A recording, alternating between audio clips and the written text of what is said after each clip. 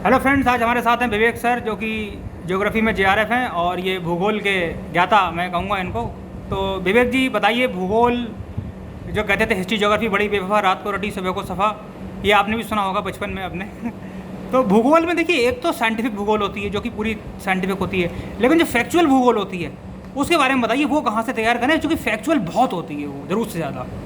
भूगोल जो है आपकी जो है साइंटिफिक, या उसको आप फैक्चुअल याद करने की कोशिश करेंगे तो कोई भी करे वो भूल जाएगा। नहीं सर, जो एग्जाम में ट्रेंड होता है फैक्चुअल क्वेश्चन, तो आपको पहले उसके लिए जो है एनसीईआरटी की किताब से थोड़ा पढ़ना पड़ेगा, थोड़ा टाइम देना पड़ेगा। नहीं तो आपका किसी के साथ आप रिलेशन नहीं क्रिएट करेंगे, आपको तब तक वो चीज़ मेमोराइज नहीं होगी। आपके घर में आपके माँ बाप या आपको नाम इसीलिए याद रहता है, या अपने रिलेशन बहुत अच्छे लोगों के साथ, उन्हीं के लोगों के साथ याद रहते हैं जिनके साथ आप लंबे दौर तक जुड़े रहते हैं। तो इसलिए जो आप पहले रिलेशन क्रिएट करने के लिए अच्छी किताबें पढ़ें। किताबें कौन सी आप बताना चाहेंगे? मैं एनसीईआरटी पहले रिकमेंड करूँगा। अच्छा, 9, 10, 11, 12 पहले आप अगर जो है आप यूपी SSC के लिए कर रहे हैं तो आप 6 to 8 मस्ट पढ़ें। अच्छा। और अगर उससे जो है SSC की तैयारी कर रहे हैं 10+2 तक की, तो आप 10 तक की पढ़ें। और जो है अगर आप उससे ऊपर जा रहे हैं तो आप 12 तक मस्ट पढ़ें। 11, 12। उसके बाद सविंदर सिंह हैं और माजिद हुसैन। देखिए, सविंदर सिंह से पहले जो आपको माजिद साहब को पढ़ना चाहिए। सविंदर सिंह ज़्यादा साइंटिफिक हैं। अच्छा। लेकिन सविंदर सिंह बगैर काम नहीं चल सकता आपका फिजिकल ज्योग्राफी का। अच्छा, आपकी मतलब आपने कौन कौन सी पुस्तकें पढ़ी हैं ज्योग्राफी की? मैंने माजिद हुसैन पढ़ी है फिजिकल ज्योग्राफी में, मैंने पढ़ा है सविंदर सिंह जी को पढ़ा है, और जो है मैंने एनसीईआरटी पढ़ी है। उसके बाद जो है बहुत सी खुल्लर पढ़ी है।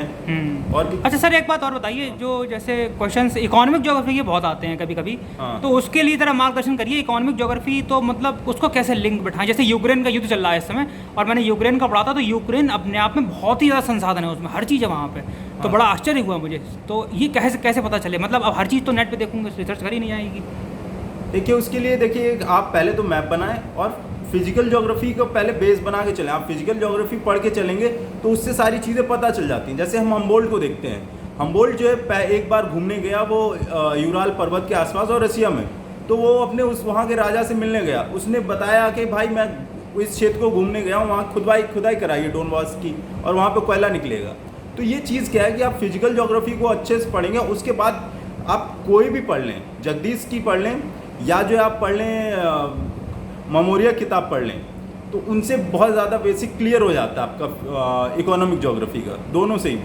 मेमोरिया साहब की आसान है, और जो जगदीश जी हैं उनकी जो लेंदी किताब है, ठीक है। लेकिन सीधी सी बात है, इसके साथ जो आपको करंट के जो डाटाज हैं, इंफॉर्मेशंस हैं, क्योंकि जो है इकोनॉमिक ज्योग्राफी में जितना टेक्निक का एडवांसमेंट होता जाएगा उतने ही संसाधनों की संख्या बढ़ती जाएगी, और संसाधनों के स्वरूप का और उसकी उपयोगिता बदलती जाती है। इसलिए आपको करंट के साथ जो चीज़ें हैं उनको देखना पड़ेगा, और उसके साथ जो आपको जो पूरा मतलब बेसिक बुक्स हैं आर्थिक भूगोल की, उनको पढ़ना पड़ेगा। और मैं एक किताब रिकमेंड करना चाहूँगा इसमें, जो बुनियादी तौर पे शुरू करने वाले लोग हैं उनको चतुर्भुज मामोरिया की पढ़ें। दोस्तों, मैं इनका विवेक सर का नंबर नीचे कमेंट में डाल दूंगा डिस्क्रिप्शन में। अगर आपको ज्योग्राफी संबंध कोई भी समस्या हो, इनसे आप पूछ सकते हैं। इन्होंने अभी किसी कोचिंग का प्रमोशन नहीं किया, किसी पेड कोर्स का प्रमोशन नहीं किया। ये आपको जो है वो निष्पक्ष रूप से, स्वतंत्र रूप से, जो एक टीचर होता है, हमारे शास्त्रों में कहा गया है कि शिक्षा और स्वास्थ्य ये निःशुल्क होना चाहिए। तो आप इनसे सलाह ले सकते हैं, इनसे पूछ सकते हैं ज्योग्राफी के बारे में। आपने अपना समय दिया, इसके लिए आपका बहुत बहुत धन्यवाद। नमस्कार।